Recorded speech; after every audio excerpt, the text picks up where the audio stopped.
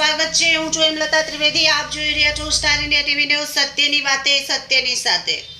જાલોદમાં પૂજારીની હત્યાનો સનસનીખેજ પર્દાફાશ। મિત્ર બની બોલાવી માછન નદી કિનારે લઈ જઈ લૂંટના ઈરાદે કરી નિર્દય હત્યા। લોહીલુહાણ હાલતમાં લાશ મળતા ફેલાઈ હતી ચકચાર। દેવાના બોજે દબાયેલા યુવાને સોના ચાંદીના દાગીનાની લાલચે રચી ખૂની સાજિશ। પોલીસે ગણતરીના કલાકોમાં દબોચ્યો આરોપી। ગઈ તારીખ 12/3/2026 રોજ જાલોદ પોલીસ સ્ટેશનના એક ગામે નગીનભાઈ વીરાભાઈ ગુનાતર રહેવાસી જાલોદ નાઓની એક હત્યા કરેલી ડેડ બોડી મળી આવેલી હતી।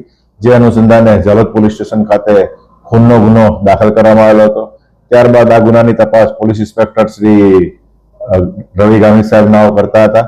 તેમજ તેમની મદદમાં દાહોદ જિલ્લાના પોલીસ અધિક્ષક શ્રી સાહેબની સૂચના મુજબ એલસીબીની ટીમ, એસઓજીની ટીમ, લીંબડી પીઆઈ તેમજ ડિવિઝનના અધિકારીઓની ટીમે કામે લાગી અને આ જે ગુનો પ્રથમથી અનડિટેક હોય તે ગુનો શોધી કાઢવા માટે સતત પ્રયત્ન કરવામાં આવેલા હતા।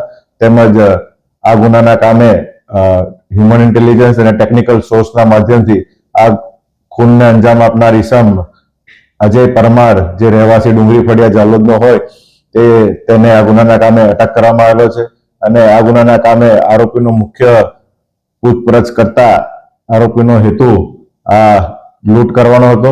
તેમજ આરોપી પાસેથી આ ગુનાના કામે મરણ જનારની ચેન, વીટી તેમજ મરણ જનારનો મોબાઈલ નંબર આ ગુનાના કામે કબજે કરવામાં આવેલ છે। આ ગુનાના કામે હાલ જે આરોપી અજય પરમાર છે તેને અટક કરવામાં આવેલ છે અને તેને સોમવાર સુધીના પોલીસ રિમાન્ડ પર સોંપવામાં આવેલ છે। વાત કરીશું દાહોદની તો દાહોદ જિલ્લાના જાલોદ તાલુકામાં પૂજારીની હત્યાની ઘટનાએ સમગ્ર વિસ્તારમાં સનસની ફેલાવી દીધી હતી। ભજન કીર્તન માટે ઘરેથી નીકળેલા પૂજારી બીજા દિવસે માછન નદી કિનારે લોહીલુહાણ હાલતમાં મૃત હાલતમાં મળતા લોકોમાં ભય અને ચકચારનો માહોલ સર્જાયો હતો। શરૂઆતમાં રહસ્યમય લાગતી આ હત્યાની ઘટનાનો જાલોદ પોલીસે ગણતરીના કલાકોમાં ચોંકાવનારો પર્દાફાશ કરી આરોપીને ઝડપી લીધો છે। જાલોદના ડુંગરી ફળિયાના રામદેવ મંદિરના પૂજારી અને રામદેવ ભગવાનના ભક્ત તરીકે જાણીતા નગીનભાઈ વીરાભાઈ ગુનાતર ઉંમર આશરે 51 વર્ષની લાશ થેરકા ગ્રામ નજીક પંચકૃષ્ણ મંદિર પાછળ માછન નદીના કિનારે જાડી ઝાકરામાં લોહીલુહાણ હાલતમાં મળી આવી હતી। આ ઘટના સામે આવતા જ સમગ્ર વિસ્તારમાં ચકચાર મચી ગઈ હતી। પરિવારજનોના જણાવ્યા મુજબ નગીનભાઈ 11 માર્ચના રોજ સાંજે ભજન કીર્તન માટે ઘરેથી નીકળ્યા હતા, પરંતુ રાત્રે મોડે સુધી ઘરે પરત ન આવતા પરિવારજનોમાં ચિંતા વધવા લાગી હતી। તેમના મોબાઈલ પર અનેકવાર સંપર્ક કરવાનો પ્રયાસ કરવામાં આવ્યો હતો, પરંતુ કોઈ જવાબ મળ્યો ન હતો। બીજી તરફ બીજા દિવસે બપોરે થેરકા ગામ નજીક માછન નદીના કિનારે એક વ્યક્તિ પડેલી હોવાની માહિતી સ્થાનિક ખેડૂતોને મળતા તેઓ નજીક જઈ તપાસ કરતા તે રામદેવ મંદિરના પૂજારી નગીનભાઈ હોવાનું સામે આવ્યું હતું। તેઓ લોહીલુહાણ હાલતમાં મૃત હાલતમાં પડેલા જોવા મળતા તરત જ પરિવારજનો અને પોલીસને જાણ કરવામાં આવી હતી। ઘટના સ્થળે પહોંચતા જ પરિવારજનોના આક્રંદથી વાતાવરણ ગમગીન બની ગયું હતું।